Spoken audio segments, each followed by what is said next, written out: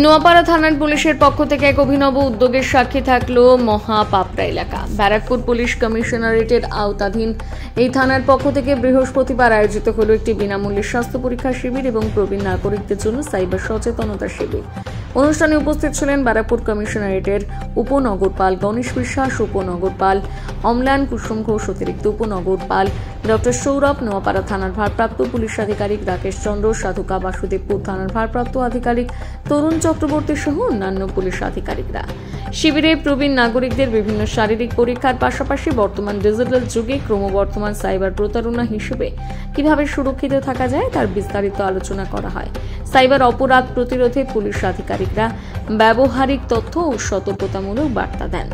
এই উদ্যোগকে ঘিরে সাধারণ মানুষের মধ্যে যথেষ্ট উৎসাহ দেখা যায়। পুলিশ প্রশাসনের তরফ থেকে জানানো হয়েছে ভবিষ্যতে এমন জনকল্যাণমূলক কর্মসূচি চালু থাকবে।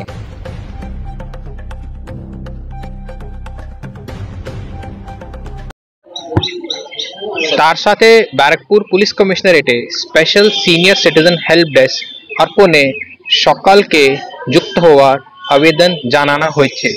এখন পর্যন্ত 65 জন হেলথ চেকআপ করেছেন। আজকে নোয়াপাড়া থানার পক্ষ থেকে একটি স্পেশাল অ্যাওয়ারনেস ক্যাম্প আয়োজন করা হচ্ছে।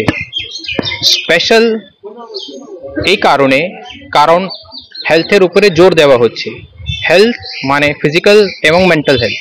ফিজিক্যাল হেলথের ক্ষেত্রে আমাদের এখানে বেসিক হেলথ চেকআপ যেমন blood pressure testing, sugar testing, ECG, তার সাথে আই চেকআপ হয়েছে। মেন্টাল হেলথের ক্ষেত্রে আমরা সিনিয়র সিটিজেন্সকে সাইবার ক্রাইম সম্পর্কে অ্যাওয়ারনেস করা হচ্ছে। তার সাথে ব্যারাকপুর পুলিশ কমিশনারেটে স্পেশাল সিনিয়র হেল্প ডেস্ক অর্পণের সাথে পার্টিসিপেট করার জন্য ফর্মস ডিস্ট্রিবিউট করা হচ্ছে। Thank you. প্রথম কথা হচ্ছে, নোয়াপাড়া থানা থেকে আমাদের ডাকা বলতে আমার একটু আলাদা পরিচয় আছে। আমি নোয়াপাড়া থানার শান্তি কমিটির সেক্রেটারি। 96 সাল থেকে এখনো পর্যন্ত আমি সেক্রেটারি আছি। সুতরাং থানার যে কোনো অনুষ্ঠান হলেই একটা দায়বদ্ধতা থেকে যায় যে আমার কানে গেলে আমি চলে আসি, ডাকুক না ডাকুক, তবু আমন্ত্রিত ছিলাম। এবং আজকে বর্তমানে জগতে বিশেষ করে প্রবীণ ব্যক্তি যারা, তারা একে বয়স হলে পরে তাদের মানসিকভাবে একটুখানি অন্যরকম ঘটনা ঘটে যায়। সুতরাং নানা রকম সাইবার প্রতারণাতে তারা বিপর্যস্ত। সেই হিসাবে একটু অ্যাওয়ারনেসের জন্য, যাতে আগামী দিনে আমরা কিভাবে চলবো, সঠিক গাইডলাইন, যাতে আমাদের সঞ্চিত অর্থটা একেবারে না চলে যায়।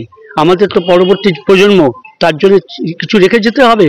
সুতরাং সেই ব্যাপারে সচেতন করবার জন্য এই শিবির, এবং এই শিবিরের যে আলোচনা আমাকে সমৃদ্ধ করেছে।